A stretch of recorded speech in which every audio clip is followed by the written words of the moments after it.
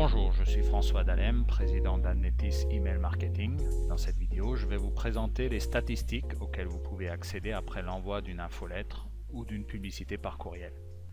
Alors tout d'abord, lorsque vous vous connectez à votre compte, sur la page d'accueil, vous allez voir deux tableaux qui permettent d'avoir un aperçu de l'activité des 12 derniers mois en termes de nombre d'infolettres et aussi du nombre de personnes que vous avez contactées. Il y a aussi le taux d'ouverture moyen de tous les envois avec pour comparaison les ratios de l'industrie. Et enfin le jour où vous avez obtenu le plus fort taux d'ouverture et donc le meilleur jour pour vous pour faire des envois. Quand vous cliquez sur le bouton statistiques des infolettres, la page qui s'affiche reprend en détail chaque envoi avec son taux d'ouverture, taux de clic, le nombre d'adresses courriel qui ont reçu ce message et le temps écoulé. Alors le temps écoulé, c'est-à-dire combien de temps que plus personne n'a accédé à l'infolettre. Cette information permet de déterminer la fréquence idéale d'envoi par rapport à votre clientèle cible. En clair, si vous faites un envoi et qu'au bout de 2 jours, plus personne n'ouvre votre infolettre, vous pouvez vous permettre par exemple de faire un envoi toutes les semaines.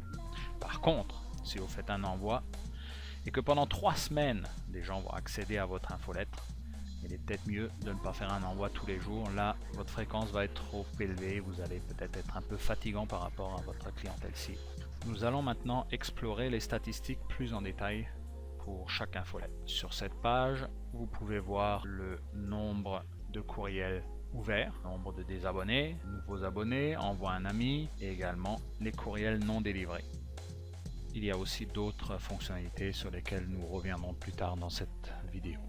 Pour chaque statistique, vous avez accès à la liste détaillée de tous les abonnés, comme par exemple pour les courriels ouverts. Dans ce tableau, vous pouvez faire des classements en cliquant sur l'antenne d'une colonne. On peut par exemple le faire sur le nombre de clics. C'est une information qui paraît anodine, mais en fait, en y regardant de plus près, on s'aperçoit qu'elle est importante. Il y a quelques mois, l'un de nos clients m'a contacté car il soupçonnait une erreur dans nos statistiques. Une de ses abonnés qu'il connaissait bien avait ouvert 45 fois son infolettre.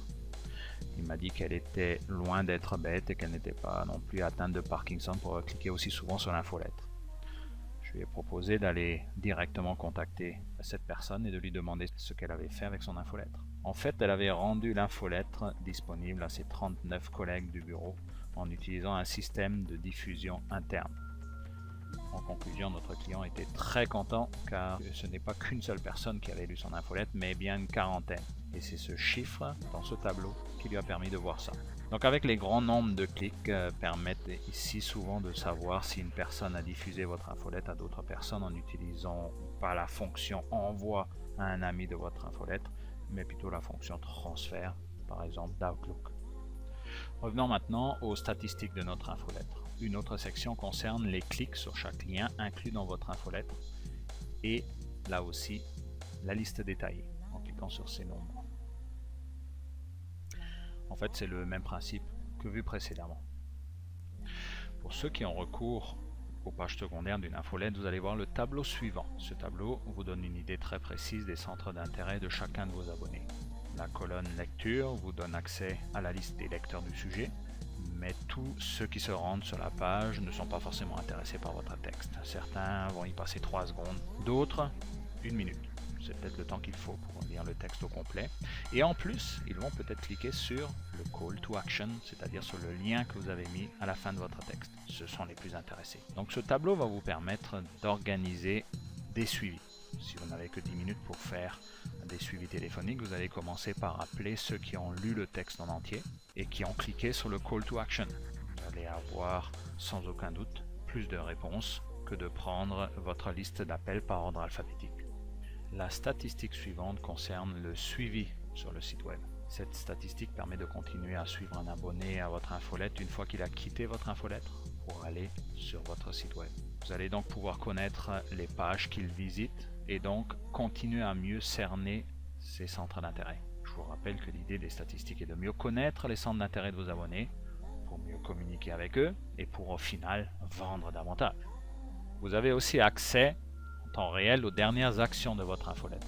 Ce tableau permet entre autres de repérer si quelqu'un garde votre courriel dans sa boîte de réception. Dans ce cas, ça signifie souvent qu'il a de l'intérêt, mais qu'il n'a peut-être pas le temps de le lire maintenant. Quand vous recevez un courriel, s'il ne vous intéresse pas, vous l'effacez rapidement. Mais s'il vous intéresse et que vous n'avez pas le temps de le lire immédiatement, vous le gardez dans votre boîte de réception dans le but de le lire dès que possible. Je vais vous donner un exemple. L'un de nos clients, qui est un éditeur de logiciels, qui est une suite de logiciels de quelques dizaines de milliers de dollars à des clients qui sont pour la plupart des grandes entreprises. Dans son processus de vente, il cherche d'abord à rencontrer une personne de la direction de l'entreprise, puis à rencontrer le PDG pour souvent avoir à faire une présentation au conseil d'administration. La première rencontre est donc cruciale. Après son premier envoi d'infolettre, il m'a contacté pour me signifier sa déception. Son téléphone n'avait pas sonné. Je lui ai répondu que ce n'est pas comme ça qu'il allait devenir riche, mais qu'on allait s'asseoir ensemble et analyser ses statistiques.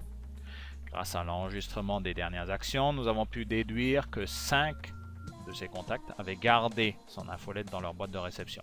Il les a appelés et a obtenu 3 rendez-vous, ce qui s'est finalement avéré un grand succès. Je vous encourage donc à utiliser les statistiques que la plateforme Adnetis met à votre disposition. Ce sont des données essentielles pour votre marketing et vos ventes. Nous restons toujours à votre disposition pour répondre à vos questions et comme d'habitude, je vous invite à visiter notre site web www.adnetis.com.